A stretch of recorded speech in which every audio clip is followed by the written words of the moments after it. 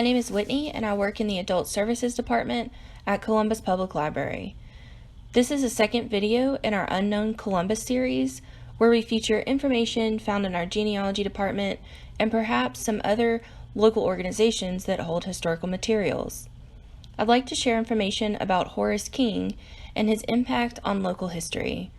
Horace King was a bridge builder, engineer, architect, and politician who was responsible for dozens of bridges and buildings in and around Columbus and throughout the South. Horace King himself is well known in the Columbus area, but Horace King did so much more, but there are several aspects of his life that are lesser known that I'd like to share with you. Horace King was born into slavery in 1807. County lines change over time, but the area is now known as Chesterfield County, South Carolina. John Godwin, his owner, moved to the Columbus, Georgia area in 1832 when he won a bid to build a bridge connecting Alabama and Georgia. The next year, before the bridge's completion, John Godwin moved to Girard, Alabama. It's important to put historical figures into the time period in which they were living. Columbus, Georgia was established in 1828, so the settlement was still in its infancy. Streets were unpaved and crowded. The Creek Native American tribe had recently been pushed out of Georgia into Alabama, and often fighting occurred across the Chattahoochee River, but also in Columbus. Everything in this video I've connected with dates, and you'll see a timeline at the end. While building the Columbus City Bridge and completing it in 1833, Horace King was known to have the ability to get white and black workers to work together well. The bridge would come to be known as the Dillingham Street Bridge. John Godwin is said to have sent Horace King to Oberlin College in Ohio, though no records could be found. It is unknown why Horace King came back to the South after attending college in Ohio, since Ohio was a free state at the time. It is believed to be because Horace King's skill as a builder would not be utilized in the North, as they did not need as many bridges, and the South was rapidly expanding. The work Horace King did was so successful and well built that John Godwin guaranteed his work for 5 years. Any repairs would be made during that time at no cost. King continued to build bridges while he was a slave under John Godwin, including bridges in Eufaula and West Point. While building the bridge at West Point, Horace King met his would-be wife, Frances Thomas, who was a free woman, meaning any children they had would be born free. The King's 5 children, one of them, Washington King, built Watson Mill Bridge, which is now a state park, located in Comer, Georgia. Horace King and his children started King's Brothers Bridge Company and are responsible for many houses, buildings, and bridges in Alabama and Georgia. Horace King continued to build bridges, and his notoriety continued to grow, like the Red Oak Creek Bridge located in Woodbury, Georgia, on Cover Bridge Road, built in the 1840s. Horace King became free in 1846. There are several different claims on how this happened, but the 2 most plausible are as follows. The first, Godwin legally freed Horace King.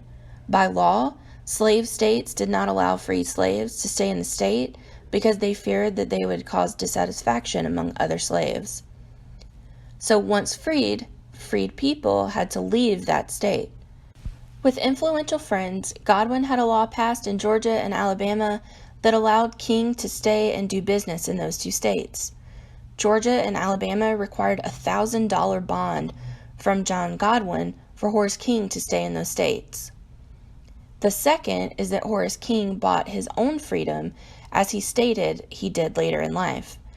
During this time period, John Godwin experienced financial issues, so it is very plausible that Horace King, who was financially stable, provided the $1,000 bond, but that's speculation. We couldn't find any records.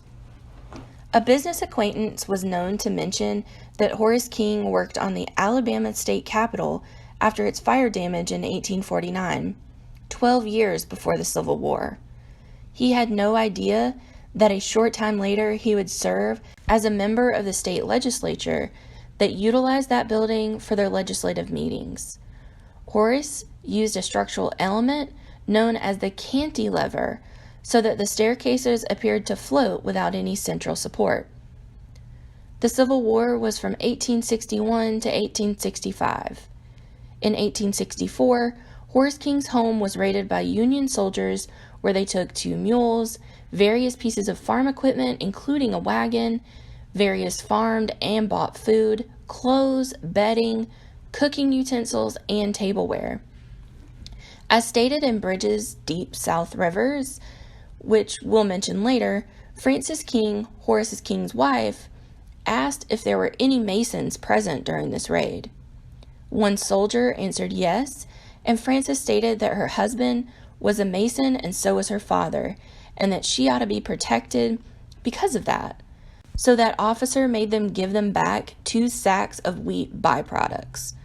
The pictures you see here are of King's Masonic Medal. Unfortunately, it was stolen during a burglary of the family home at a later date. The picture here, also from Bridging Deep South Rivers, is the W.C. Bradley warehouse built in 1865 by Horace King and James Mueller. This picture is called Spring Villa, which is attributed to Horace King. He reportedly built the house for Mr. and Miss William Penn C. Young, who were the daughter and son-in-law of John Godwin, Horace King's former owner. A lesser-known fact about Horace King is that he also had a political career. He unenthusiastically allowed his name to be entered by several friends and colleagues for the run for the Alabama House of Representatives, where he won despite his best efforts. He served 2 terms from 1868 to 1872. He also served as a magistrate and registrar for Russell County. While the King's Brothers Bridge Company continued to have a lot of projects, King started a version of a retirement. He still assisted in running the business, but nowhere near as much as he used to. He moved into his son's new house in LaGrange, where he spent his time raising and riding horses. Horace King also worked with the Freedmen's Bureau. Horace King died May 28, 1885, but his grave marker incorrectly says May 27, 1887. His burial site can be visited today in LaGrange, Georgia. He can be found next to his son, Marshall Ney. In 1989, he was accepted into the Hall of Engineers for the state of Alabama. If you'd like to read more about Horace King, we have 3 books available for checkout. For the quickest read solely about Horace King, check out Horace King, Bridges to Freedom by Faye Gibbons. For a read on how Horace King fits into local history, check out Images of America, Phoenix City by John Lyles. For the most in-depth read, check out Bridging Deep South Rivers by John Leupold and Thomas French, Jr. This book is highly recommended as the information presented is extensive, and it is obvious after the first chapter that an enormous amount of research went into it, and it is cited extremely well, so if you want to go into even more detail, you can go to the primary resource. Keep in mind that there are still structures out there that were built by Horace King that you can safely visit in person while social distancing. Many of us pass these structures weekly, if not daily, and we have no idea the history behind them. I hope you enjoyed learning a little bit about Columbus, Georgia history and Horace King. Thanks for tuning in. Inspirational. Exceptional. High tech. Organizing. Huh? Oh. Reading it. Warm and fuzzy. Suspenseful. Reading is musical. Out of this world. Reading is everything.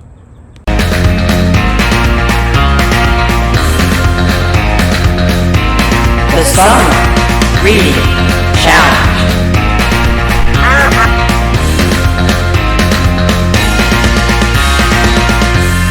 We're open. Check us out.